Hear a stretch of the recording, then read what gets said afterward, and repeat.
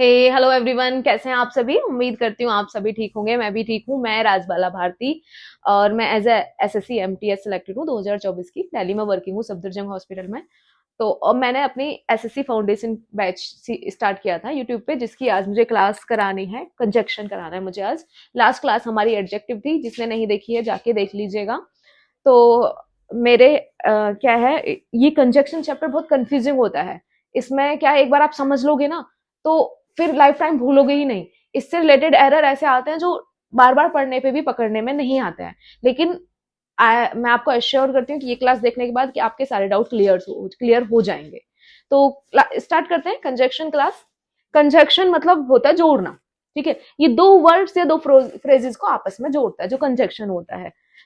जैसे कि both and not only या but also as well as either और इस तरीके के वर्ड इसमें आते हैं। ये पहचान होती है। बहुत सारे कंजक्शंस वर्ड होते हैं। रूल नंबर 1 स्टार्ट करते हैं इसका। जैसे कि इक्वल रैंक्स, जो इक्वल रैंक होंगी वो हमेशा क्या होंगे, coordinating conjunction always join same grammatical structure. जो इक्वल रैंक वाली चीजें होंगी हमेशा क्या होंगी, सेम ग्रामेटिकल स्ट्रक्चर फॉलो करेंगे। जैसे कि अगर फर्स्ट वाली रैंक के लिए एडजेक्टिव यूज हुआ है तो सेकंड वाली रैंक भी आपकी एडजेक्टिव ही होगी। ठीक है, जैसे एक ही पर्सन की आपने 2 शब्दों में तारीफ करी है तो फर्स्ट अगर एडजेक्टिव है तो सेकंड ऐसा नहीं है कि आप एडवर्ब या प्रोनाउन या नाउन यूज कर देंगे, उसके लिए भी एडजेक्टिव आएगा। एग्जाम्पल के थ्रू आप समझ लीजिएगा, he is foolish and cordially. तो ये तो आपकी एडजेक्टिव है, तो ये भी एडजेक्टिव होना चाहिए। ये एडवर्ब क्यों आ रहा है, तो ये क्या हो गया, ये आपका रॉन्ग हो गया। ये वाला राइट है, he is foolish and coward. ठीक है, वह मूर्ख और कायर है। रूल नंबर 2 देख लेते हैं। हमें किसका इसमें आता है, इफ और दैट। इनका यूज कहाँ होता है, तो डाउट के लिए किसका यूज करते हैं हम, इफ का या वेदर का। वहीं अगर हम सर्टेनिटी निश्चितता बता रहे हैं कि आप श्योर हैं किसी बात को लेके, तो हम दैट का यूज करते हैं। इसके लिए भी एग्जांपल देख लेते हैं। जैसे कि आई डाउट, मुझे डाउट है। इफ ही विल कम, कि वह आएगा। मुझे डाउट है कि वह आएगा। वहीं अगर हमें पता, आई नो, मैं जानता हूं, ही विल कम, कि वह आएगा। तो यहाँ पे की के लिए इनका दोनों का मतलब ही की निकल रहा है। तो यहाँ पे क्या लगा दिया, इफ, और यहाँ पे क्या लगा दैट। यहाँ पे क्या आपको डाउट है और यहाँ पे आपको सर्टेनिटी है, आपको पता है कि वो आएगा। क्लियर है। Next rule. So next rules देख लेते हैं। Rule number 3, fan boys. Fan boys क्या है, जैसे कि फैन, एंड, नॉर, बट, और, येट, सो। ये ट्रिक है। ये वर्ड्स होते हैं, ये हमेशा इक्वल इंपॉर्टेंस या रैंक वाले वर्ड्स को या क्लाउज को जोड़ते हैं। ठीक है, इक्वल रैंक या इंपॉर्टेंस वाले। और क्या होता है, एक क्लाउज खत्म होने के बाद हमेशा क्या आएगा, कॉमा आएगा। ये भी इनकी पहचान होती है। एग्जाम्पल देख लेते हैं। He wanted to go to the park. वह पार्क तो जाना चाहता था, बट इट स्टार्टेड रेनिंग, लेकिन बारिश स्टार्ट हो गई। तो ये दोनों सेंटेंस देख लीजिए ना, इक्वल इंपॉर्टेंस दे रहे हैं। वह जाना चाहता था लेकिन बारिश भी हो गई। इन दोनों सेंटेंस की इंपॉर्टेंस सेम ही है। वह जाना भी चाहता था लेकिन अब बारिश भी हो गई है। ये दोनों इंपॉर्टेंस सेम ही रखना है। नेक्स्ट रूल देख लेते हैं। कुछ वर्ड होते हैं जो हमेशा पेयरिंग में ही आएंगे, सिंगल नहीं आएगा। जैसे कि नीदर, नॉर। नीदर नॉर को फॉलो करेगा, ईदर और को फॉलो करेगा, नॉट ओनली बट ऑल्सो को फॉलो करेगा, बोथ, एंड, हार्डली या स्कार्सली किसको फॉलो करेंगे, वैन या बिफोर को। नो सूनर किसको फॉलो करेगा, देन को फॉलो करेगा।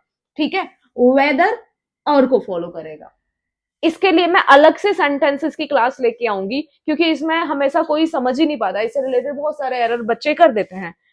इससे अलग ये बहुत सारे वर्ड्स होते हैं जिनसे रिलेटेड आपकी सेंटेंस पता होना चाहिए, क्योंकि यहाँ पे ये होता है कि वर्ब कौन सी यूज होगी, सब्जेक्ट कौन सा यूज होगा, या किसके अकॉर्डिंग हेल्पिंग वर्ब का यूज हो रहा है। इससे रिलेटेड एरर्स आपको आ जाते हैं। इसमें बड़ा मुझे, मैं बताती हूँ पर्सनली, मुझे क्या होता है, हार्डली के बाद क्या आता है आपको, वैन यूज होता है। ठीक है, और नो सूनर का है, हाँ, नो सूनर के बाद देन का यूज होता है। मैं हमेशा कंफ्यूज रहती थी, देन आएगा, वैन आएगा, देन आएगा, वैन आएगा। फाइनली इसका सोल्यूशन मैंने क्या निकाला, हार्डली के साथ तो आप वैन आ गया, लेकिन सूनर के साथ देन आएगा। क्यों, क्योंकि इसमें कंपैरेटिव डिग्री आ रही है।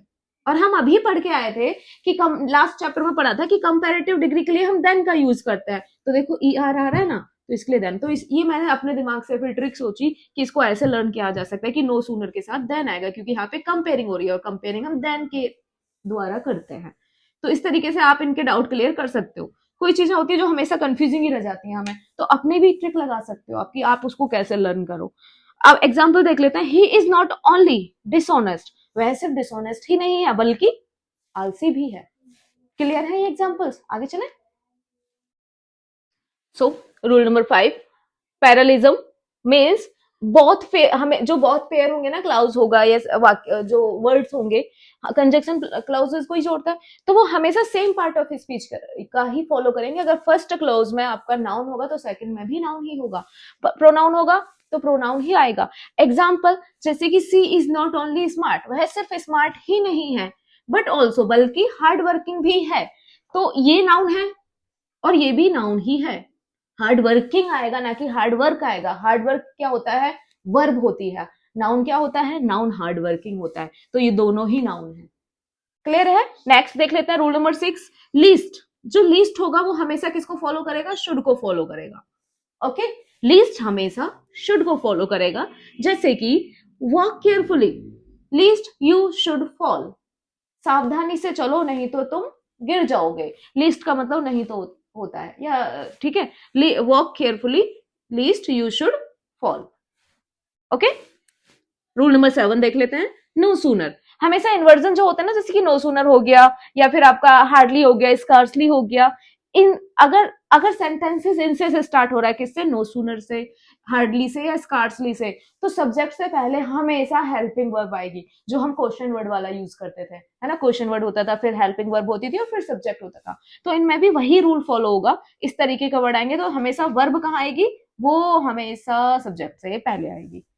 एग्जाम्पल देख लीजिए, no sooner had he, helping verb sorry, no sooner had he finished the speech, वह अपनी स्पीच फिनिश भी नहीं कर पाया था, पूरी भी नहीं कर पाया था। देन द ऑडियंस अपलोडेड, तो और ऑडियंस ने क्या कर दिया? क्लैपिंग करनी स्टार्ट कर दी, उसकी प्रशंसा करनी स्टार्ट कर दी। वह अपनी स्पीच कंप्लीट भी नहीं कर पाया था, फिनिश भी नहीं कर पाया था कि ऑडियंस ने उसको अपलोडेड करना स्टार्ट कर दिया। क्लियर है? और मैंने बताया था नो सूनर के साथ क्या आता है? देन आता है। आगे बढ़ते हैं। Okay, so last rule, rule number 8, although या दो, ये वर्ड्स ऐसे हैं जो हमेशा कॉमा और यट को फॉलो करते हैं। इनके साथ बट कभी नहीं आएगा, ये याद कर रखना। बट नहीं आएगा, क्या आएगा? यट आएगा या फिर और कॉमा आएगा। क्लियर है? एग्जाम्पल देख लीजिए आप, ऑल्दो ही वॉज टायर्ड, हालांकि वह थका हुआ था, येट ही कंटिन्यूड वर्किंग, फिर भी उसने क्या किया? काम रखना चालू किया, उसने काम रखना जारी रखा। तो येट फॉलो होगा यहाँ पे, ये याद रखना। वो हमेशा एरर में आपको बट लगा के देगा, तो क्या याद करना है? ऑल्दो एंड दो ऑलवेज फॉलो येट। नोट्स बना लीजिएगा अच्छे से, क्लियर से। ओके, सपोर्ट करते रहिए। So thank you, bye bye.